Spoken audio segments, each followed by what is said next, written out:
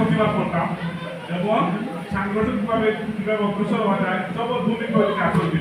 আমরা বিভিন্ন অবস্থান থাকি আমরা কাজ দিতাম এবং আমরা চাই আমাদের সরকারের দলকে দোয়া করলাম আমরা যাতে সংগঠন আরো অগ্রসর হয়।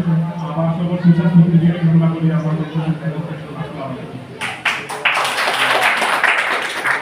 অসংখ্য ধন্যবাদ জাকারিয়া ভাইকে বন্ধুবান বক্তব্য রাখার জন্য। প্রিয় সাথী বন্ধুগণ, আজকে জাতির এই ক্লান্তি লগ্নে কাঁধে কাঁধ মিলিয়ে দেশের জন্য কাজ করতে হবে।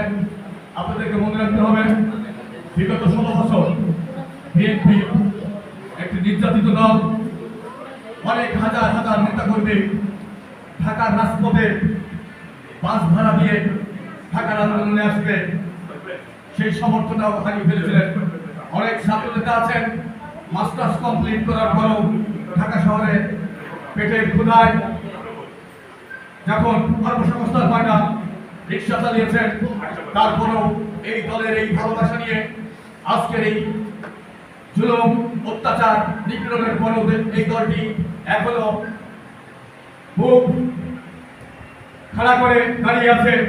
কারণ বাংলাদেশের টেকনাফ থেকে তেতুলিয়া, রূপসা থেকে মতলিয়া, শহীদ প্রেসিডেন্ট জিয়া রহমানের যে আদর্শ, যে ভালোবাসা, তা আজকে আমরা সাধারণ কর্মীদের ভালোবাসা নিয়ে এই দলটি এখন টিকে আছে।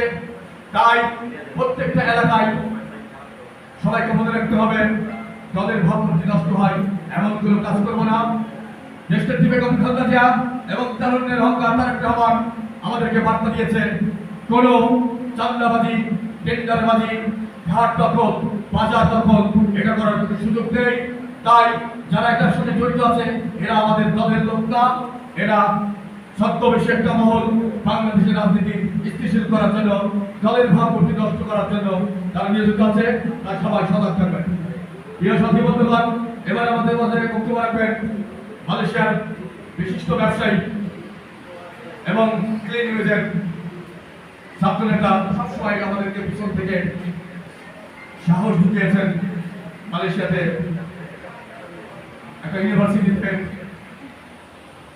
উনি শিক্ষকতা করেন, আমাদের ছোট বড় ভাই সরল ভাই। এবার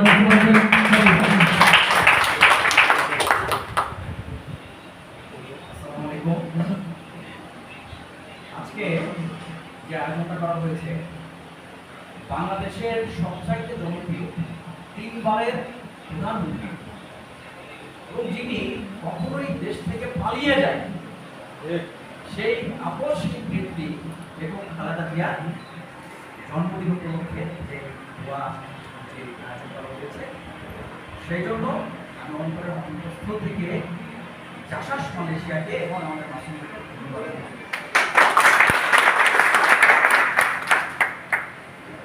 দেখুন, নেত্রী দীর্ঘদিন এই স্বৈরাচার সরকারের অত্যাচার জেলবন্দী হয়ে বিভিন্ন